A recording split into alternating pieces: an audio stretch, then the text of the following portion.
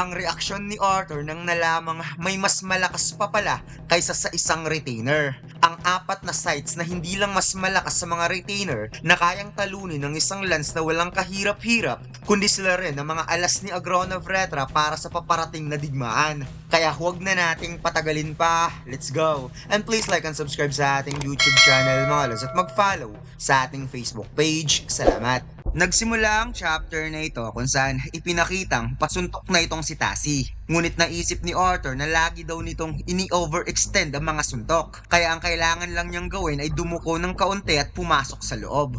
At dito ipinakita mga lods na hindi lang si Tassie ang kalaban ni Arthur ngayon. Mayroon ng ibang batang Ashura na humahabol sa kanya para bugbugin siya. Since ang kailangan lang niyang gawin ay umiwas at dumepensa, at ang opensa lang na pinahihintulutan siya ay ang pagbalibag sa kanyang opponent. At habang paatake ang isang batang Ashura na may 4 na mata, nakita ni Arthur na ang sipa na ito ay masyadong mataas at wala sa balanse. Kaya pagkakataon daw niya na pagsamantalahan niya ang kahinaang ito, kung saan hinawakan nga ni Arthur ang binti nito upang i-out of balance para bumagsak. May isa na namang batang Ashura na sumugod kay Arthur na may third eye katulad ni Aldir. At dito'y nakita niyang gagawa ng lift hook ang batang ito, ngunit sobrang aga pa para gawin ito sa kanya. Kaya magagawa pa niyang makapag-lean back kahit 1 inch lang para maiwasan ang atake nito. Kaharap na ngayon ni Arthur ang dalawang Ashura, ngunit mayroon na namang isa pang Ashura na dumagdag na parang mga 4 lahat na batang Ashura ang kalaban ngayon ni Arthur Lewin mga lods. Naisip ni Arthur na angatakihin siya rekta sa mukha, na susundan naman ito ng matinding sipa sa kanyang rib. Ang mga atake ng mga batang ito ay mas lalong naging coordinate habang tumatagal ang kanilang laban. Patuloy na inaatake ng tatlo si Arthur, habang si Tassie naman ay mainam na inaabangan si Arthur sa likod sa moment kapag ito ay aatras. Ngunit ang suntok na hinintay ni Tassie na papakawalan niya ay tumama lang sa hangin at sobrang dali lang naiwasan ni Arthur. Kagad hinabol ni Tassie at ng batang third eye si Arthur at sabay silang nag-unleash ng mid-kick at high-kick attacks upang hindi na talaga makaiwas ang ating bida. Kung kaya't pinili ni Arthur na i-block ang rib kick upang iwasan ng sipa na tatama sa kanyang ulo. Talsik ang ating bida sa sipa na yon, ngunit sinabi ni Arthur sa sarili na ginamit niya ang force kick para mag-push away sa 4 na kalaban galing sa kasalukuyan niyang disadvantage na posisyon. Na makikita natin dito mga liz na parang na-reset nga yung posisyon nila dahil nakalayo si Arthur sa 4 at muli na naman silang magsimula para i-set up si Arthur. Ngunit wala na pala silang oras, kaya naisip nilang sabay na umatake para tambangan ang ating bida, subalit biglang napasigaw si Cordray na ang oras ay tapos na. Napamura na lamang ang mga batang Ashura dahil sobrang kunti na lang daw matatamaan na sana si Arthur sa posisyong yon, habang ang ating bida ay napangiti na lamang sa kakareklamo nila. At napawi ka pa ang batang may third eye na mabibigyan sana nila mababang nilalang na ito kung binigyan sila ng 1 pang minuto ni Master Cordray. Seryosong sinabi ni Cordray na tama na yan. 4 daw silang lumalaban kay Arthur, ngunit nagre-reklamo pa rin matapos hindi makatama ng solid hit kay Arthur. Tinanong ni Cordray kung ano na ngayon ang nararamdaman ni Arthur. Nasagot naman ang ating bida na hindi pa rin siya mahusay hanggang ngayon. At sa mga sumunod na araw, nagsasanay na nga itong si Arthur kalaban si Cordray gamit ang hand-to-hand combat, at parang ina-alternate niya ang pagtitraining kalaban ng mga batang Ashura, na makikitang inis na inis itong si Tassie dahil hindi pa rin makatama ng solido kay Arthur, habang ang ating bida ay ngumingiti lang kapag kaharap siya. Sinabi ni Arthur na about 4 months na ang lumipas sa outside world. Ibig sabihin, nearly 4 years na siyang nagtitraining sa loob ng Solar Realm dahil sa Ether Orb, habang ang kanyang katawan ay hindi tumatanda sa physiological na aspeto. Nagigain naman siya ng taon-taong muscle memory, at ang kanyang core levels ay nasa pangangalaga ni Cordray. At ang kanyang 14th birthday ay kakalipas lang, na parang normal days lang kagaya ng araw na to, na nilalaan niya para hubugin ng maigi ang kanyang katawan, ang kanyang reflexes at ang kanyang katalinuhan sa hand-to-hand combat. Tinuturuan din siya ni Cordray na i-refine ang kanyang mana upang suportahan ng kanyang close quarter combat, ngunit hindi pa siya tinuturuan ng kahit anong bago. At makikita nga natin dito mga lods na napasiplat ngang nakatitig itong si Tassie kay Arthur at Cordray, na parang naiinggit siya sa ibinibigay na atensyon ni Cordray kay Arthur. Sana lang hindi maging traitor ang batang ito in the future. Wika ni Arthur na hindi siya sigurado kung ito ba ay dahil sa physiological difference sa pagitan ng tao at Ashura, o baka sa katotohanan ayaw talaga ni Cordray na ituro sa kanya ang iba. or hindi pinahihintulutan si Cordray na ituro ito sa kanya. Isang mana art style na pinapasa lang sa new generation ng Thyestes clan member at siguradong hindi siya kasali doon. Pagkatapos pinakitang nagtapos na ang training ni Arthur at nagpapaalam na siya kay Cordray at sa apat na batang Ashura na kasparing partner niya. Nagpasalamat ang ating bida sa apat na bata dahil tinulungan siya nitong mag-training. Ngunit instead na mag-thanks back, napasimangot pa ang mukha ng mga ito. Lalo na itong si Tassie at ang third eye na bata na nagpursigi talaga during sa kanilang laban. Kaya napasimangot na rin itong si Arthur habang tinititigan si Tassie na inis sa kanya. Pangiting napaduko si Arthur sa kanyang Master Cordray at nagpasalamat siya sa ibinigay nitong training at napatanong kung kailan magsimula ang next portion ng kanilang pagtitraining. Ngunit parang naguguluhan si Arthur nang nakitang mukha ni Cordray at Winsome na parang malungkot. Sinabi ni Winsome na magsisimula naman talaga ang next portion ng kanilang training. Ngunit paliwanag ni Cordray na hindi daw nagbago si Arthur.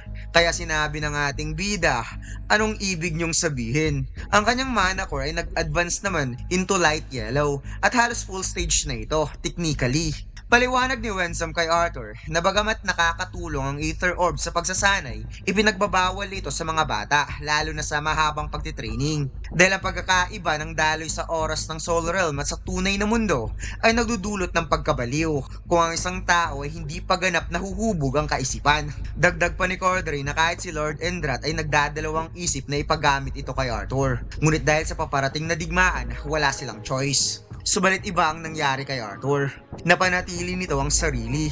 Ang mga ikinikilos nito pati ang kaisipan, walang nagbabago mula nung nagsimula silang nagtitraining hanggang ngayon. Dahil dapat ang utak ni Arthur ay tumanda na during sa 3 years na pagsasanay sa loob ng Soul Realm. Ngunit hanggang ngayon wala itong ipinapakitang pagbabago para sa isang normal na bata na dumaan ng matinding pagsasanay. Ngunit ang hindi nila alam dito mga lods, na hindi naman talaga bata si Arthur. Sobrang tanda niya na.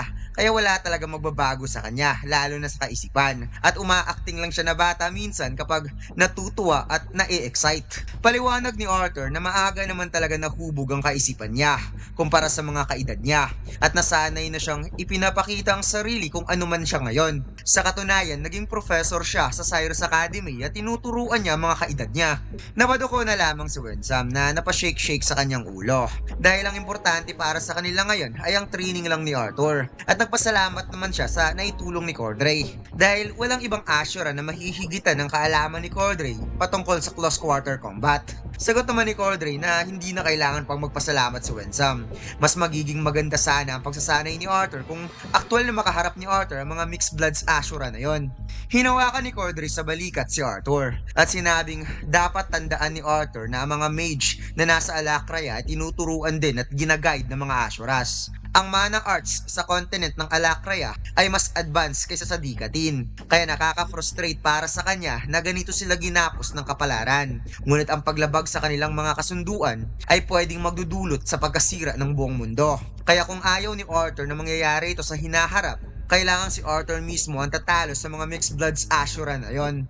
Lumipat ang eksena kung saan nasa labas na ng puno ang lahat.